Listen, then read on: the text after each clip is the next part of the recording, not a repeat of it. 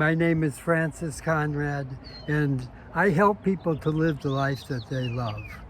And in this video, I'm going to talk about transformation, not the whole process, which has 3 different steps, but I want to focus primarily on the middle step.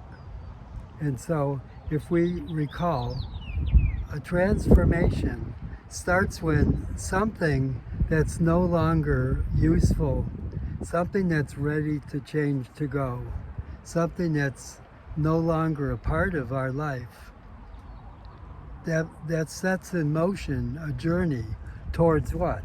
Eventually on this side, the journey leads to something new being born, something coming out of this process.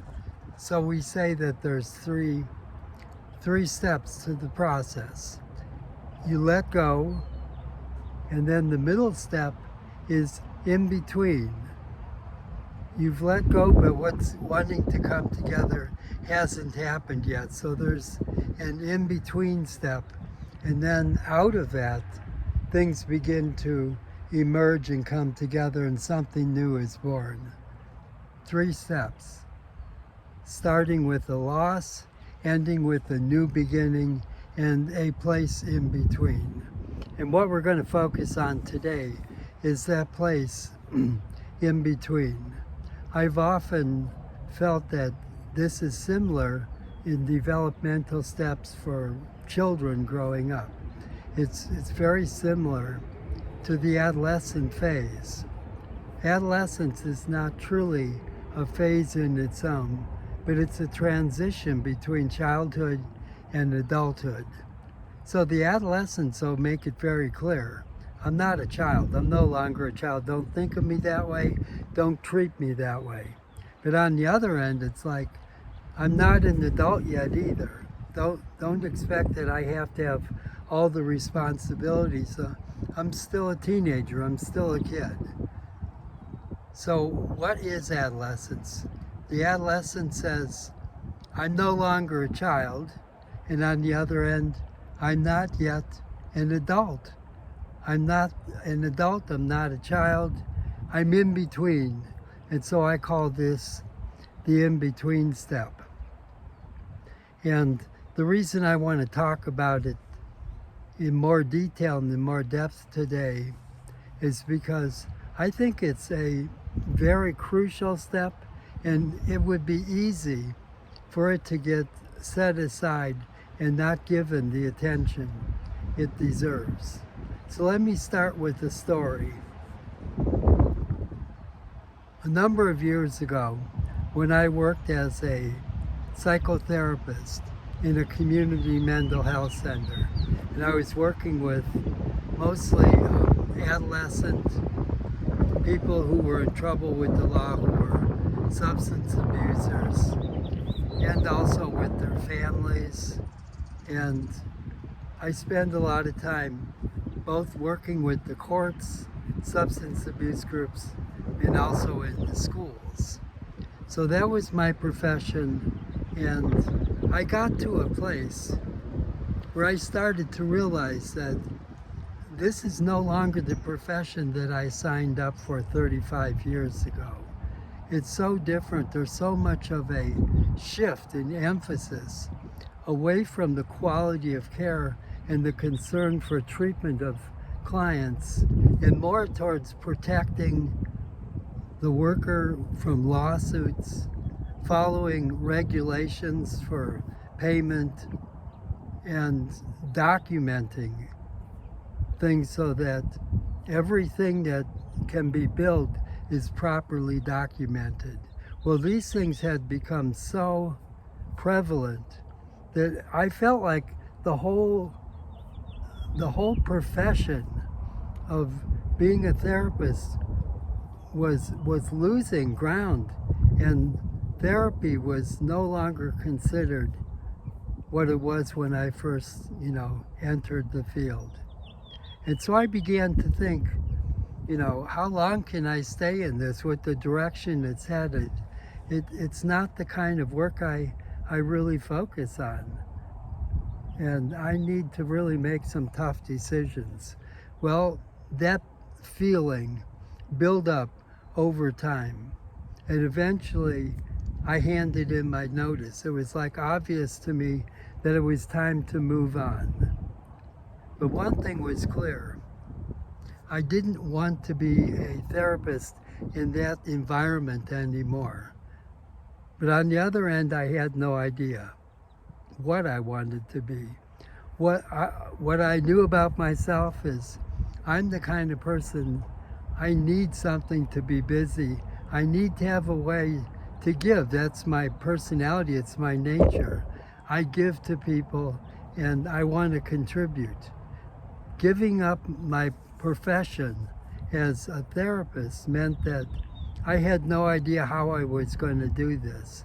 So I left my profession and I started to experience such a shift that it was stronger than I thought it would be. I basically found myself getting up in the morning and thinking, I don't know what to do today. When I worked as a therapist, my schedule was laid out for me. I could go to work and I would know who I was seeing at what time. And I had worked with most of my clients long enough that I had a good idea of what we were working on and how they were doing in terms of progress in their treatment. All that was a part of a routine and an accepted way of being for me. And now I get up in the morning and it's like, what do? I don't know what I'm supposed to do. And I didn't, because I didn't know what was next. I was in that in-between place. I don't belong. I no longer want what was my old profession, but I don't know what's next. I'm in between. And my first welcome, you could say, my first experience in the in-between phase was realizing that it wasn't easy for me to have time on my hands. It wasn't easy for me to let go of my profession and not have a clear idea of what was next. It wasn't easy for me to feel like I used to be known, in the field that I worked, and I was good at what I did, and clients were getting value. And now what do I have? I had nothing that reinforced my own sense of identity. And as a result, I not only had time on my hands, but I also felt like, what is my value? What is my worth? What am I going to do now? And so I think what happened in my case is, as this time, it stretched out, and it was like three quarters of a year, and I'm still struggling to be motivated to get up and do things and to move on. And I wasn't feeling good about myself. And it was at that time that I brought on to myself illness. I think so many of us who retire end up getting sick simply because there's so much stress in this in-between part of the process. It's not only stressful, but it depletes us. Our energy goes down. We're less motivated. And in my case, this led to prostate problems and eventually to surgery. It wasn't cancer, but it was a major disruption into my own image and who I was. I was a person that was always super healthy. I was a person who never went to doctors, who never had any problems. And here I was dealing with such a major concern and going into surgery the first time. And I felt like I really had to get this process moving. I had to get out of it quickly. It's destroying me. I can't stand being the way I am. And so that was the first thing that struck me, is I need to get out of it. I need to move myself out. And it seemed like no matter what I came up with, it just fell apart, or I wasn't motivated. It didn't feel right to me. And what I was dealing with, along with that sense of needing to move through this quickly, was a sense that I was not being productive. Here I am, the kind of person all of my life that was doing things, that was contributing, that was active, and all of a sudden I'm feeling like I'm not productive. And without being productive, a huge part of who I am just felt like it was being destroyed. And what I was starting to do is really discount and put down this whole process that I was in. I was not appreciating or understanding what was going on with me because I was so busy wanting it to go away, wanting myself to be doing something, almost anything at this point, and feeling like I'm not in anything that has any value. So there had to be some solutions. And because of, support that I had, and because of my own curiosity and interest over the years as a therapist, I had to look at myself and I had to get support. And what I started with was that I am in a process, and I named the process. I'm in a transformation process. And basically that started to give me a sense that this place that I'm at, it's not the whole process, it's only the in-between. I'm already past letting go. And as difficult as that was, I have no desire to go back now. I'm in the in-between because I still didn't know what was wanting to come together on the other end. But I had a perspective now, and that perspective spelled itself out as 3 steps. My first step I had done was letting go. I was in the middle step, and the whole purpose of being in between is so that things could really have a space to adjust and come together in a healthier way into something new, something different, something that was going to replace my being a therapist. What I found is that I needed to really go deep, so I did inner work. But I not only did inner work, but I also wanted to really become more open to guidance, more open to a spiritual dimension, that this process, this transformation process for me could have depth to it.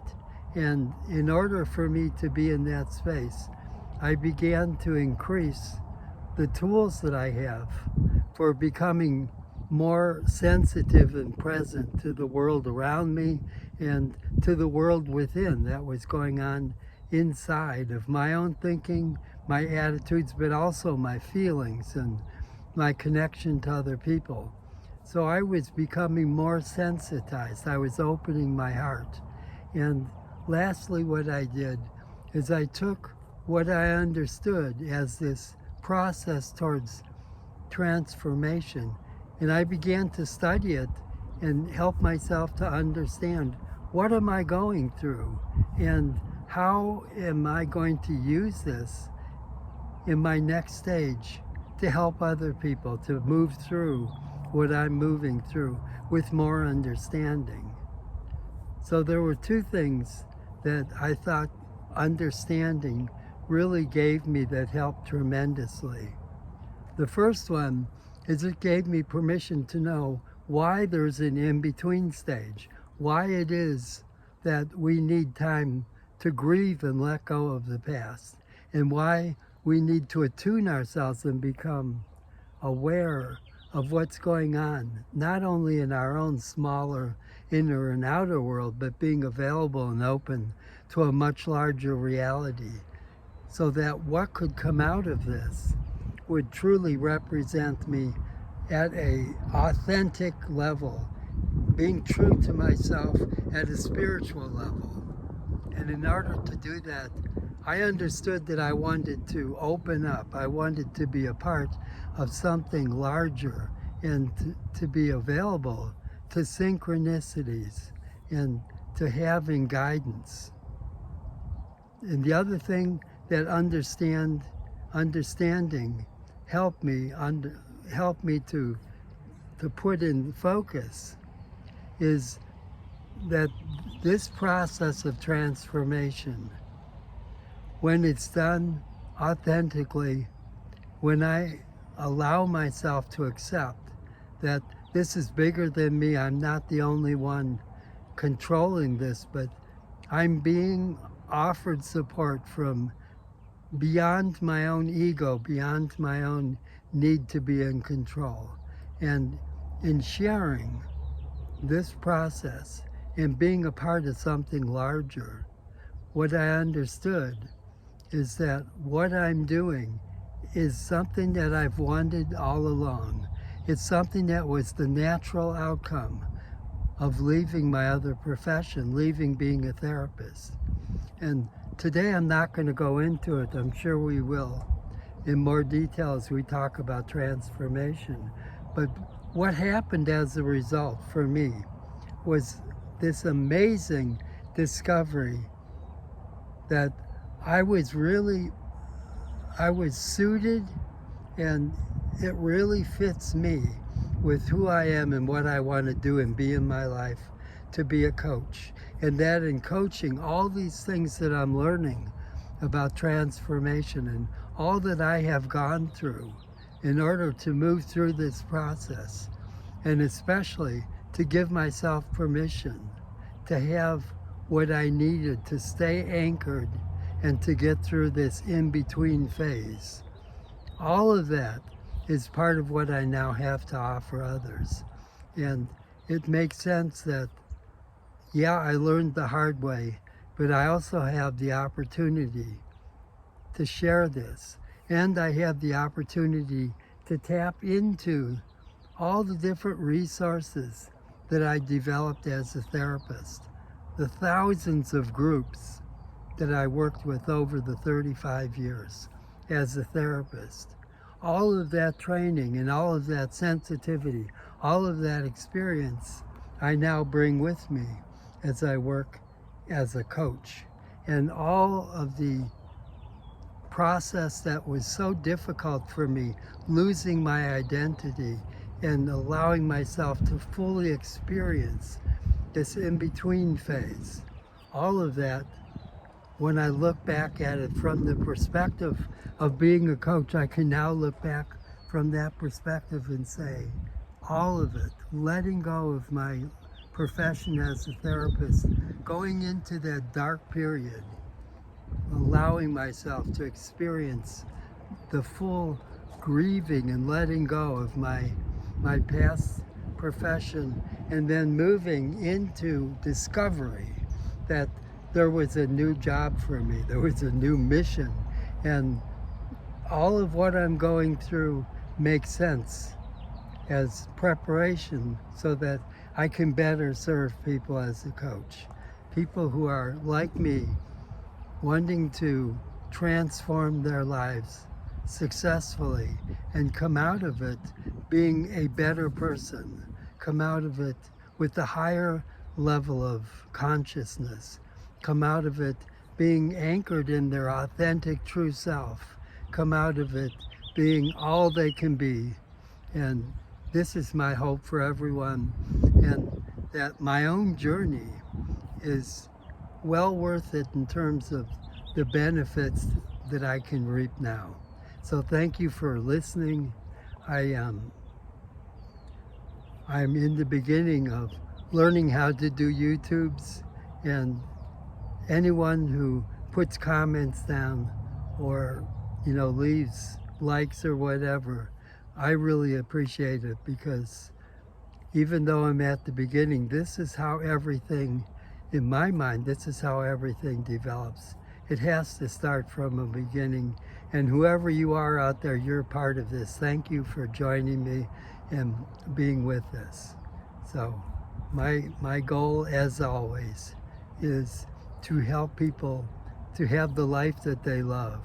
And I would add to that, the life that they love, and to transform into the person that they were really meant to be. Thank you.